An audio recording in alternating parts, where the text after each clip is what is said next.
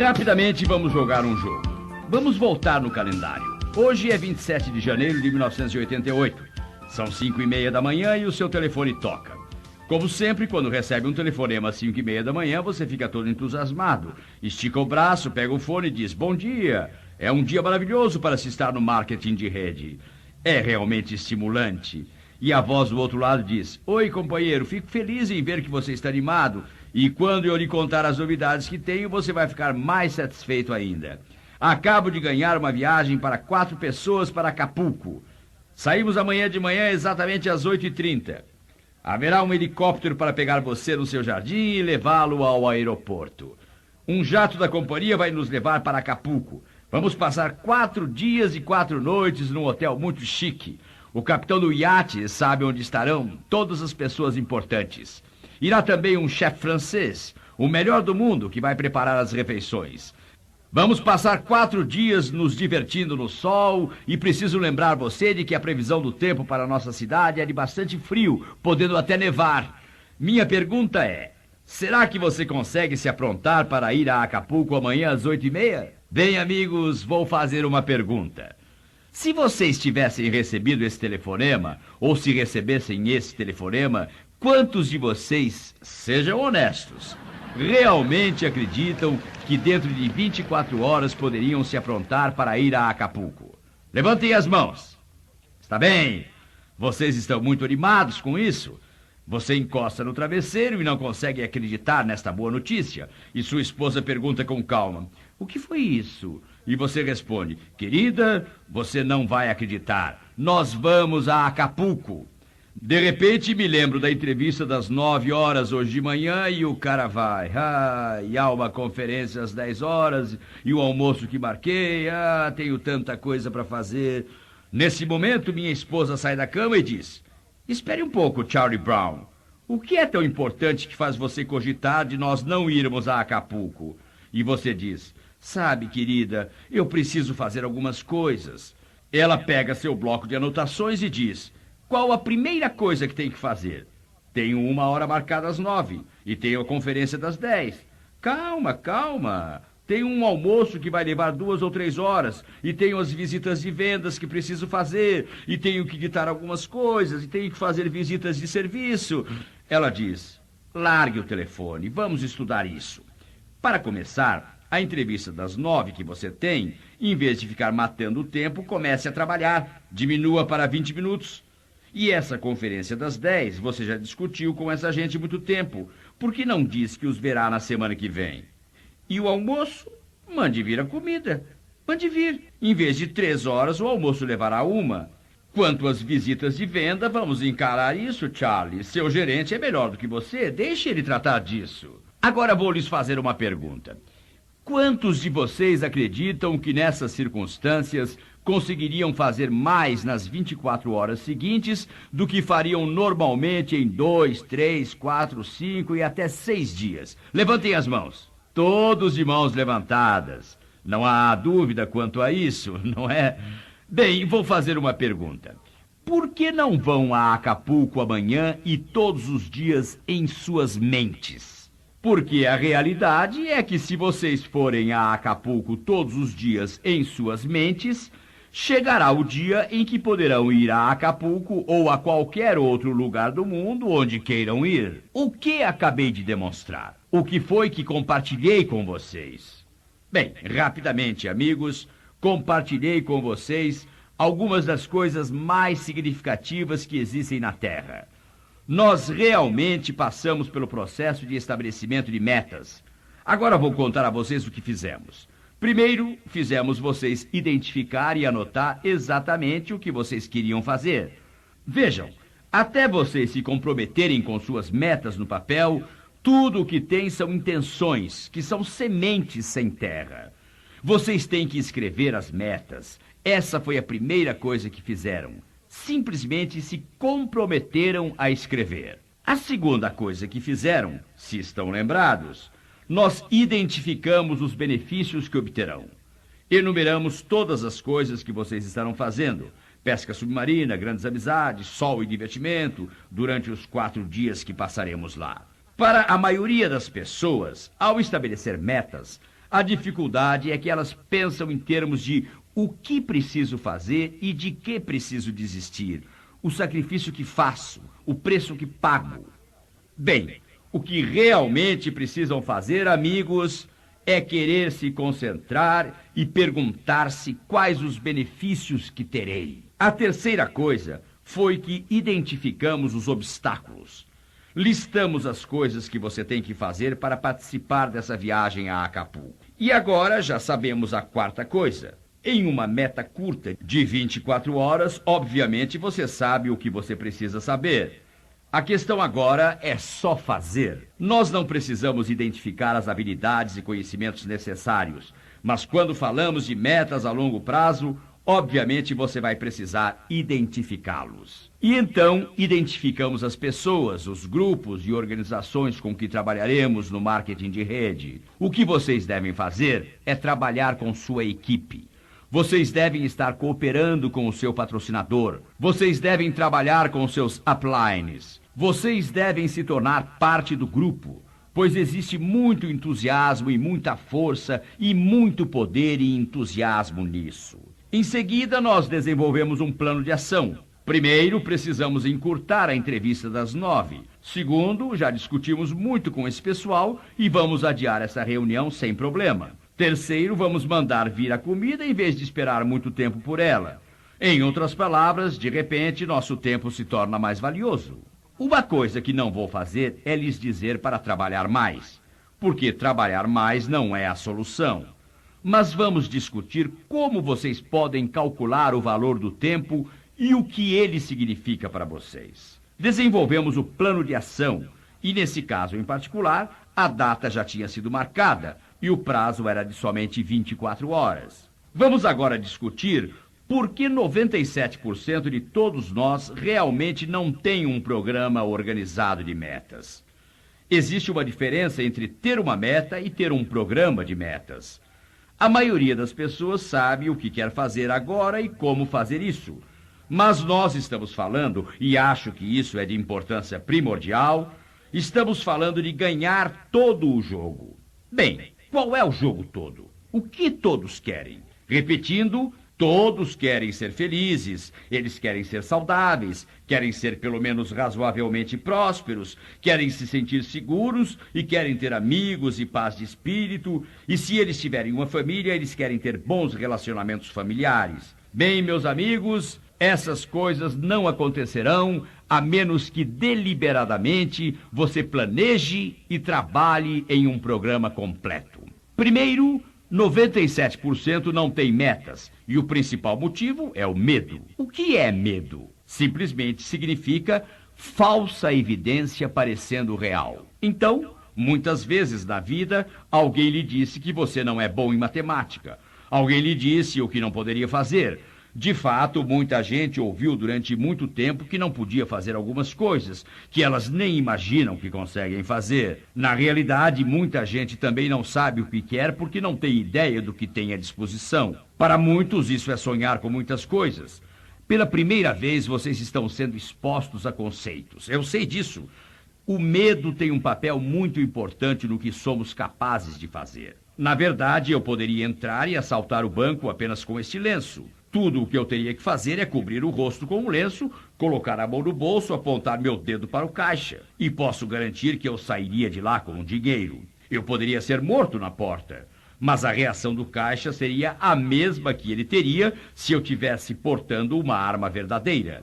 A evidência seria falsa, mas pareceria real. Em toda esta série estaremos falando e falando disso, falando do medo. Alguns anos atrás, quando Dallas jogou contra São Francisco pelo campeonato da NFC, como vocês logo lembrarão, e é doloroso para alguns de nós, São Francisco ganhou o jogo. Depois do jogo, Texas Ram explicou por que perdemos. Durante o torneio, São Francisco tinha acabado conosco mesmo. Algo como 39-6 ou qualquer coisa parecida. Até hoje falam disso em São Francisco. E quando o jogo tinha acabado e Dwight Clark pegou aquela bola, a imprensa perguntou ao Sr. Schramm por que, em sua opinião, o time de Dallas perdeu. Ele parou por um momento e disse: o time de Dallas chegou lá determinado a não perder o jogo. O time de São Francisco chegou determinado a ganhar o jogo. Essa é uma área que vamos discutir e já discutimos pelo simples motivo de que não estávamos nesse jogo para perder. Nós estamos no jogo da vida para ganhar. O marketing de rede faz muitas coisas porque eleva o nível de expectativa de muita gente. Não apenas financeiramente, isso é importante, mas o lado financeiro é somente parte deste negócio. Expectativa familiar, expectativa de felicidade, expectativa de crescimento e muitas outras coisas. O segundo motivo para 97% das pessoas não ter um programa de metas é que sua visão não lhes permite isso. Eles acham que não merecem um carro bonito, uma casa elegante, uma viagem maravilhosa ao redor do mundo, ou coisas assim. Isso vai além de seus sonhos mais loucos. E uma das coisas mais importantes que acontecem aqui é que as metas, visões e sonhos das pessoas começam a crescer. Temos que incluir bom senso e um plano, porque, vejam, só o fato de querer essas coisas não os fará tê-las. Vocês precisam ter um plano para obter tudo isso. A autoimagem das pessoas sempre foi um problema. A doutora Joyce Brothers diz que não se pode ter um desempenho consistente que seja inconsistente com o modo pelo qual a gente se vê. Sua autoimagem afeta a maneira de você se vestir, os hábitos que adquire, os amigos que faz, a pessoa com quem decide se casar. Sua conduta moral é afetada pela visão que você tem de si mesmo. Uma das histórias mais extraordinárias que já vi ou estudei tem a ver com uma mudança de visão, porque ela é a chave.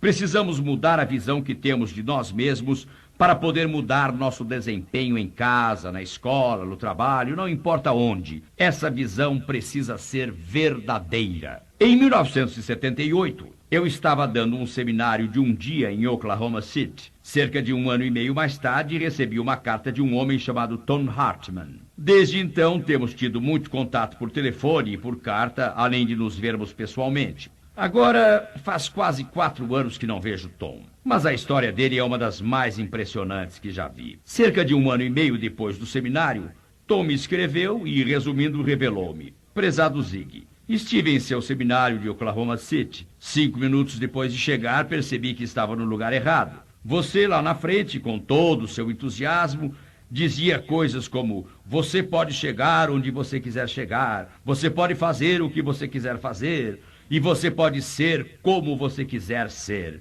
E eu lá sentado pensei: ah, não, eu entrei noutra dessas. Eu me senti triste desde o momento em que você começou a falar, e então, 5 minutos mais tarde, você teve a audácia de olhar para as 1.600 pessoas presentes e dizer: Deus ama vocês. Mas eu sabia que era a maior bobagem que já tinha ouvido em minha vida. Olhei em volta para ver se achava uma porta para sair, mas eu estava bem no meio das 1.600 pessoas e não queria incomodar.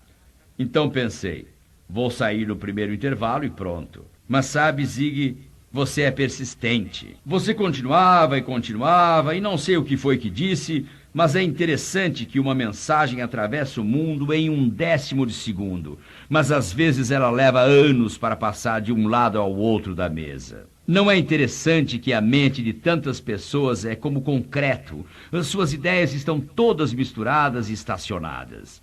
Mas a única maneira de uma mente funcionar é estar aberta a novas ideias e novos conceitos que sejam consistentes com sua filosofia de vida, sobre a qual também falamos anteriormente. Tom disse: não sei exatamente o que foi que você disse, mas uma senhora atrás de mim se manifestou: é isso mesmo, ou amém, ou algo que os batistas dizem. E foi aí que decidi pegar um bloco de anotações e começar a anotar o que você dizia. Fiz anotações durante todo o dia, tão rápido quanto pude. No final do seminário, pela primeira vez na vida, percebi que havia esperança em minha mente. Vou lhe dizer outra coisa, Zig. Vou lhe dizer por que acredito que você finalmente abriu meus olhos. Você disse algo muito importante. Você disse: o homem foi criado para realizar, foi projetado para o sucesso. Ele foi dotado com sementes de grandeza. E quando você disse sementes de grandeza, eu pensei: bem, até que enfim ele está me atingindo. Porque eu me olhei e vi um homem muito gordo, com cerca de 200 quilos. Eu estava saindo de um terrível divórcio e não ia à igreja há alguns anos. Só não tinha sido despedido do trabalho porque o chefe era meu amigo, não porque eu era produtivo.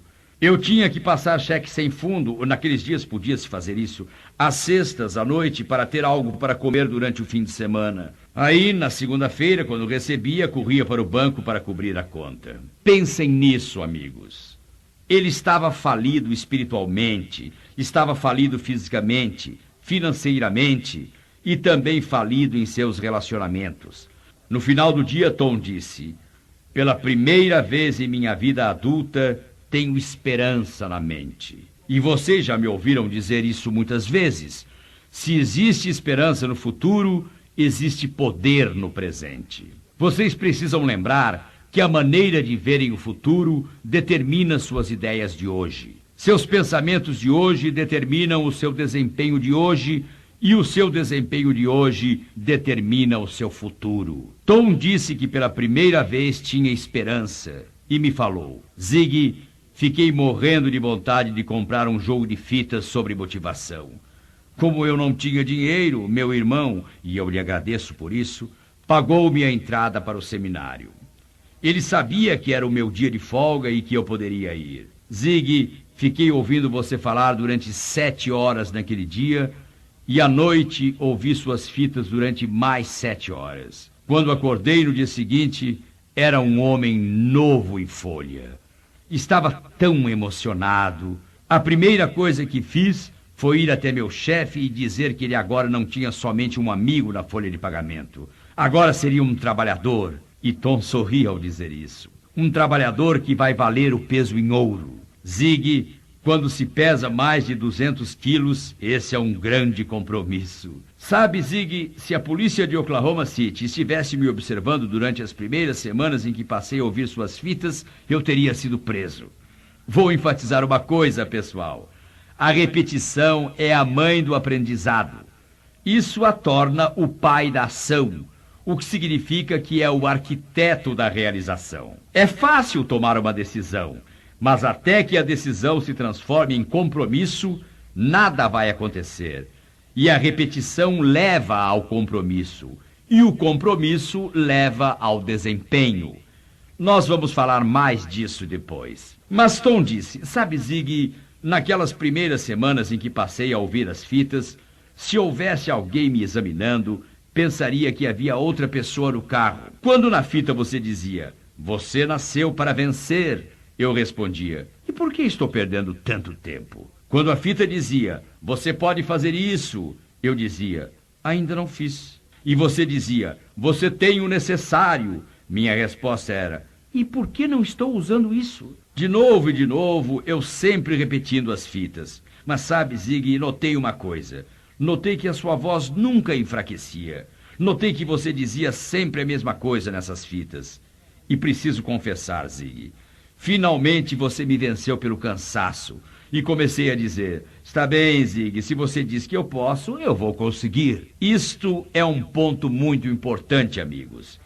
Você não pode fazer uma retirada maior de atitudes mentais corretas durante toda a sua vida e então esperar que o saldo se torne novamente positivo com apenas um único depósito. Isso não funciona desse jeito. Leva um tempo para enterrar todo o lixo que se acumulou na vida de uma pessoa durante tanto tempo. Tom disse que na época em que estava no programa há 6 semanas, ele estava numa mercearia numa sexta-feira à noite comprando sua comida para o fim de semana. Lá estava uma menina de 5 anos. Todos aqui que já tiveram 5 anos, ou que têm ou tiveram uma criança de 5 anos, sabem que quando um pensamento chega à cabeça da criança, ele sai pela boca, sem pensar, sem reservas, e normalmente com muito entusiasmo. Bem, essa menina gritou tão alto que poderia ser ouvida entre Dallas e Fort Worth. Ela gritou: mãe, olha que homem gordo! Tom disse. Eu me virei para ver quem era. E então, de repente, entendi que ela estava falando de mim. Zig, achei que era a coisa mais engraçada que já tinha ouvido na minha vida. Achei tanta graça que chorei de tanto rir. E então ele disse: Minhas lágrimas eram de um tipo bem diferente, porque pela primeira vez em minha vida adulta, entendi que eu conseguiria. Entendam, a visão que ele tinha de si mesmo tinha mudado. Novamente, amigos, vocês são o que são e estão onde estão devido ao que têm na sua mente. Vocês podem mudar o que são e onde estão, mudando o que existe na sua mente. A escolha é sua. Você escolhe o que colocar na sua mente. Tom contou que a história foi reforçada um mês mais tarde. Ele foi a um cinema. Estava voltando para casa passeando. Todos fazemos isso. Ao andar, viu uma vitrina. Não estava interessado na vitrina, mas não tinha para onde ir e nada para fazer. Então parou por um momento para olhar e ficou intrigado com o que viu. Ele disse: Zig, não sei quanto tempo fiquei parado lá. Talvez tenha sido um instante, talvez 2 minutos, 5 minutos, mas de repente percebi que não estava sozinho. Havia alguém atrás de mim. Eu me virei e não havia ninguém. Ele estava olhando para o seu próprio reflexo, o qual ele não reconheceu. Meu amigo, o jovem e brilhante psiquiatra, Dr. John Kozak, diz que a partir desse momento, Tom Hartman não era mais obeso. Embora ainda pesasse 125 quilos, não era mais obeso, porque não se considerava obeso. Como dizia o Dr. Kozak, o motivo para mais de 95% das pessoas engordarem de novo é que somente removem os quilos a mais fisicamente. E isso é muito simples. Ingerem menos calorias do que queimam e assim acabam perdendo peso. Mas ele disse que até mudar a visão que eles têm de si mesmos, todo o peso acabará voltando. Ele disse que as pessoas podem perder peso físico, mas quando dormem, sonham consigo mesmas como sendo pessoas obesas. Por isso, sonhar é tão importante.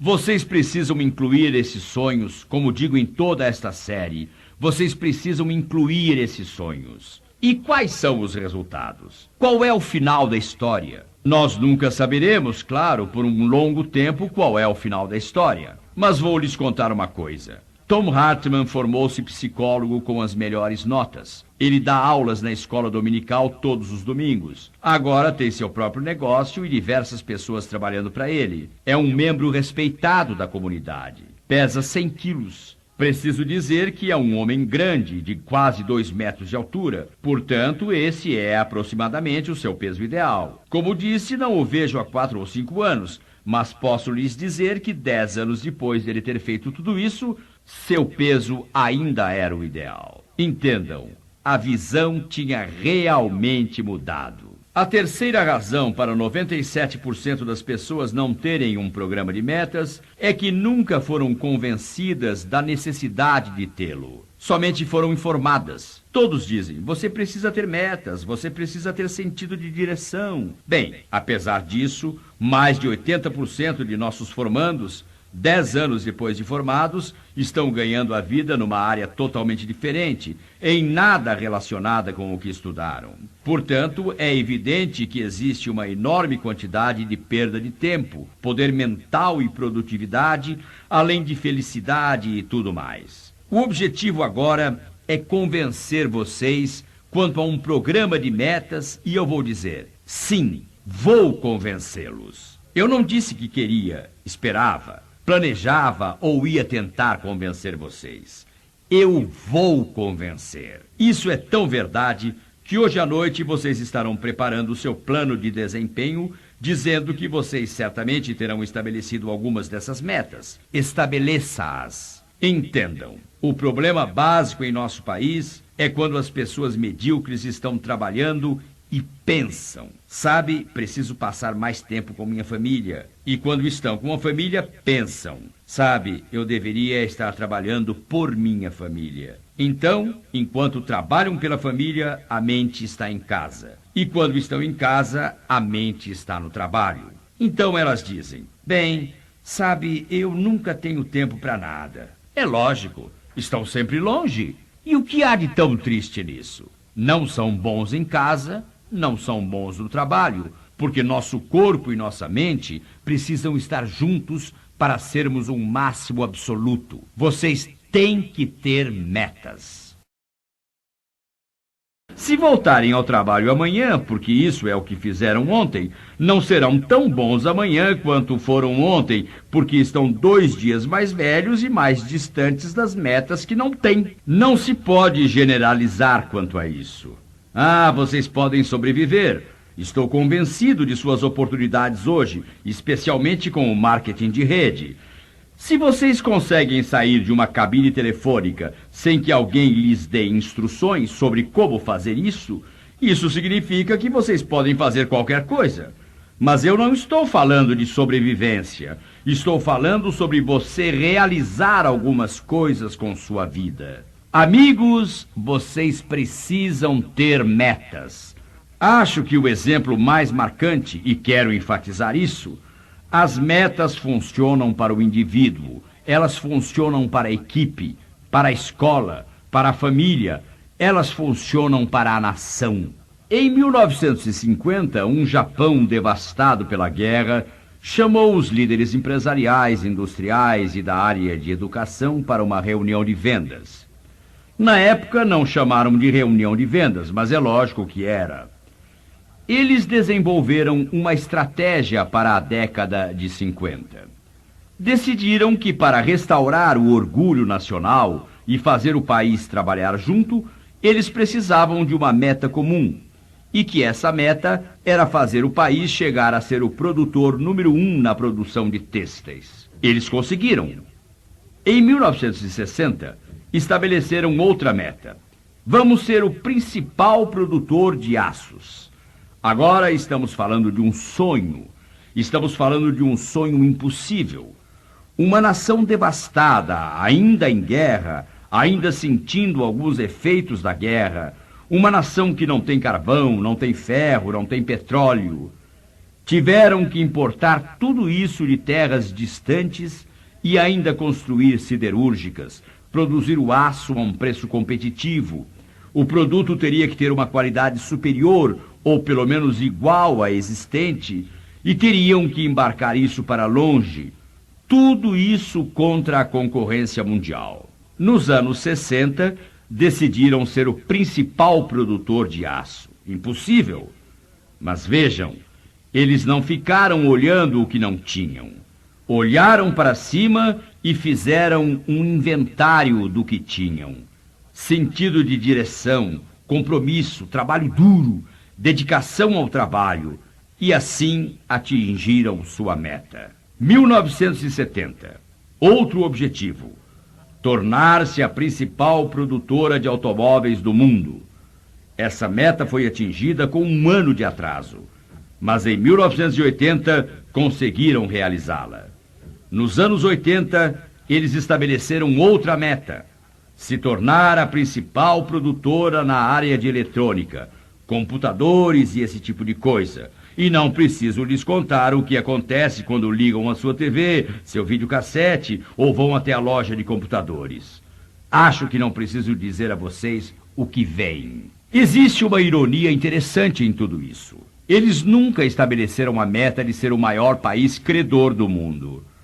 Isso nunca fez parte da visão deles. Mas aconteceu simplesmente porque conseguiram fazer as outras coisas. Ao construir o seu negócio de patrocinar, treinar, motivar, entusiasmar e inspirar pessoas, se entenderem claramente que podem ter tudo o que vocês quiserem na vida, repetindo novamente, direi isso umas 71 vezes, vocês podem ter tudo o que vocês quiserem na vida. Basta ajudar um número suficiente de pessoas a obterem o que elas querem. Como país, o Japão estabeleceu muitas metas. E elas certamente funcionam lá. Vocês têm que estabelecer as suas metas. Imaginem o presidente do conselho da General Motors. Alguém chega e lhe pergunta: como o senhor chegou a presidente do conselho? Ele responde: bem, eu vim a trabalhar e eles começaram a me promover e aqui estou eu. E muitas pessoas que vocês patrocinarão trabalharão com a ilusão de que tudo o que é necessário é assinar o contrato e então começar a subir a escada. Meus amigos, essa é uma ilusão. Isso não vai acontecer. É necessário esforço. Vocês têm que ter esse sentido de direção na vida. Agora vamos falar sobre algo interessante e estimulante. Sentido de direção realmente cria tempo. Vejam, muita gente diz, não tenho tempo para fazer isso ou aquilo. O problema não é a falta de tempo. O problema é que a falta de sentido de direção cria a falta de tempo. O sentido de direção literalmente cria tempo e a motivação cria energia. Vou lhes contar uma coisa. Quantos de vocês já passaram por um daqueles dias em que tudo deu errado? Como se dar errado fosse o destino. Vocês levantam de manhã, um pneu do carro está no chão. Vocês consertam e depois percebem que a bateria está descarregada. Finalmente chegam ao escritório. O ar-condicionado está quebrado. Quando entram, toca o telefone. Sua secretária está doente e não virá. Ao meio-dia, cancelam um enorme pedido que já estava fechado. Quero dizer, um desses dias horríveis. Finalmente, a tarde termina. São 5 horas. Faz um calor horrível. Você chega em casa, sua esposa o cumprimenta com um sorriso e diz entusiasmada: "Ah, querido, que bom ver você. Que bom que não trabalhou até mais tarde. Hoje é o dia." Dia de quê? "Ah, querido, não me diga que esqueceu. Planejamos isso durante 6 semanas. Hoje é o dia em que vamos limpar a garagem." "Ah, não, meu bem, não me diga isso. Estou exausto. Outro dia a gente faz isso. Eu só quero..." "Ah, querido, não vai levar muito tempo. Só umas 2, 3, 4, 5 ou 6 horas no máximo. Eu vou ajudar você." "Ah, meu amor, hoje eu não consigo." E toca o telefone. Usando o resto de energia que tem, segurando o fone com as 2 mãos, você atende e diz: "Alô?" Do outro lado a voz diz: "Oi, amigo, tenho boas notícias. Consegui o campo de golfe para nós para daqui a 17 minutos. Podemos jogar uma partida antes de escurecer se você tiver vontade." "Se eu tiver vontade, já estou saindo." Quantos de vocês sabem do que estou falando? Vou lhes dizer uma coisa, amigos. Quando vocês têm objetivos claros que fazem uma diferença em sua vida, quantos de vocês têm motivação? Eu os estimulo a ouvir essa fita diversas vezes, assim como outras que conseguem inspirar e estimular. Na maioria dos casos não é nada, exceto falta de motivação. Vocês têm que ter motivação, têm que ter sentido de direção. Não sei se o nome Howard Hill lhes diz alguma coisa. Howard Hill, um rapaz do Alabama, era um arqueiro. Durante sua vida participou de 287 torneios de arco e flecha. Ganhou todos. Já vi programas sobre Howard Hill e mostraram que ele matou um búfalo, um elefante, um tigre de bengala. Ele matou um tubarão enorme debaixo d'água. Foi uma coisa fantástica. Ele fez tudo isso com arco e flecha. Já vi programas em que ele matou um búfalo com uma só flecha e usou a segunda para partir a primeira pelo meio. Uma incrível demonstração de habilidade. Bem, nunca pratiquei arco e flecha profissionalmente, mas sou um bom instrutor. Na verdade, sou um instrutor tão bom que poderia passar 20 minutos com qualquer um que está ouvindo esta fita. E se sua visão e sua saúde forem boas, farei essa pessoa acertar o olho do búfalo mais consistentemente que Howard Hill faria em seu melhor dia. Desde que, é lógico, a gente primeiro vendasse os olhos do Howard Hill e fizesse ele dar diversas voltas para não saber em que direção está. Enquanto vocês me ouvem e pensam: "Ziegler, isso é a coisa mais boba que eu já ouvi. Como alguém pode atingir um alvo se não está nem vendo?" Boa pergunta. Aqui vai outra, tão boa quanto a anterior. Como vocês podem atingir um alvo que nem existe? Vocês têm um alvo? Vocês anotaram sua meta? Vocês identificaram por que querem atingi-la? Vocês identificaram os obstáculos que vão enfrentar? Já enumeraram o que precisam saber para chegar lá e estão aprendendo tudo? Vocês identificaram as pessoas, os grupos, as organizações com que têm que trabalhar? Vocês desenvolveram um plano de ação específico e, finalmente, marcaram um prazo?